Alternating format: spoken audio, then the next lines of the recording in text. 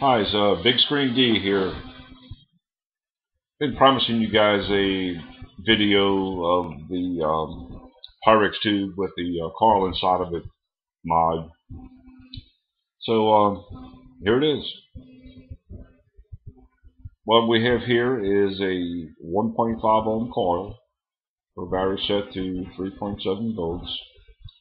I guess everybody else wants to see how much vapor comes off of it, lag time and so forth. Lag time is great on this.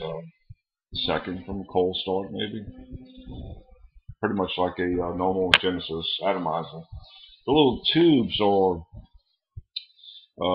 right at 2 millimeters in outside diameter, 1.82 millimeters. Inside is 1.3 to 1.5 is the specs. The wall on these little tubes is zero point 0.2 millimeters. So it's very thin, very fragile. So it's kind of a pain to work with, but once you get one done, it works well. So anyways, see if I can get this in focus a little better for you. There we go. Let's see, where's my button? There's my button.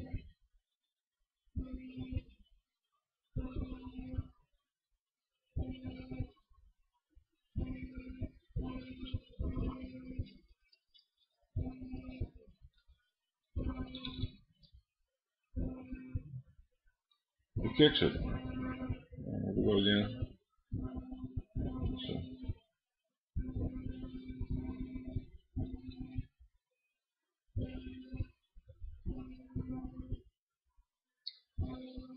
So you see, we're using 3.7 volts, 1.5 ohm coil, pretty much normal watts for Genesis atomizer, more or less. So the big question is how does it vape? Vape's good. Am I ready to say it's going to replace my regular wraps? Close. If they were easy to do, I'd say yeah. But they are a pain to do. But I've gotten better at it. I could probably do one now in maybe 30 minutes. At least once it's done, I'll have to fool with it. Now, I will say this. I have, tried different wick configurations and take them apart and break one. And it's like, oh, hell, I'm going to make another one and so forth. But I've got to practice. But it does look good. So there you go.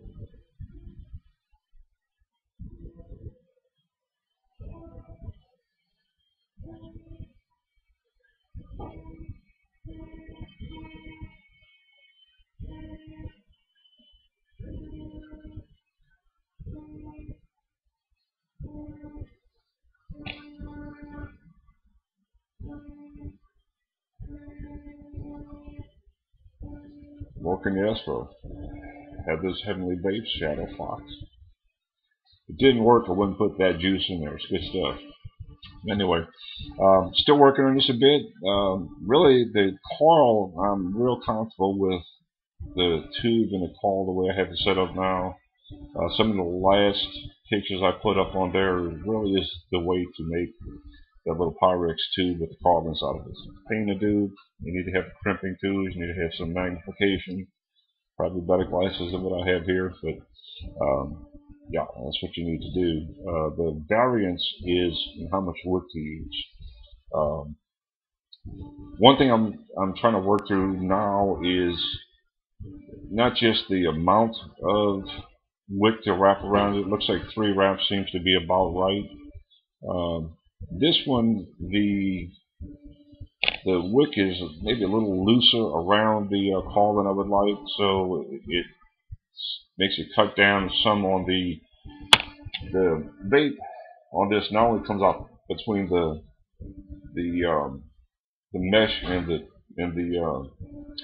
tube, but also off the side. So the mesh actually gets hot enough, which is why you want to use less, so that it can get hot enough in order to just get more vapor and clean the vapor. Otherwise, you get more of a bargaining effect. Like you have a wet atomizer, you got to crank the volts up. Doesn't taste right. When you have the wick good and tight and it's hitting right, it really works well.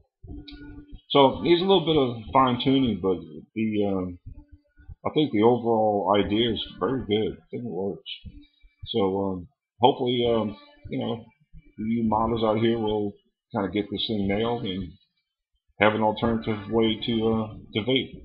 Um, we're talking stainless steel on glass. Uh, about the cleanest you're gonna get, I guess. There's no silica to worry about, cotton fragments, that kind of stuff.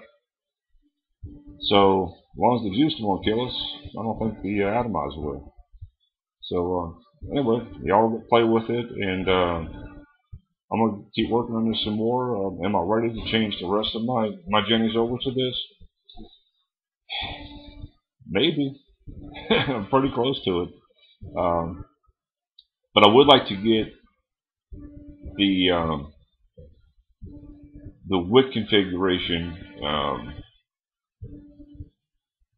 How would you put it? Just on the money. Then I'll feel comfortable changing them over. I haven't really used these long enough in without tearing it apart and putting a different kind of wick on it and say, okay, yeah, that's better. Then I've had a couple of broken taken it apart. I got to make another one. Jeez. So now I can. It's something to play with. But does it work? Yep, works real good.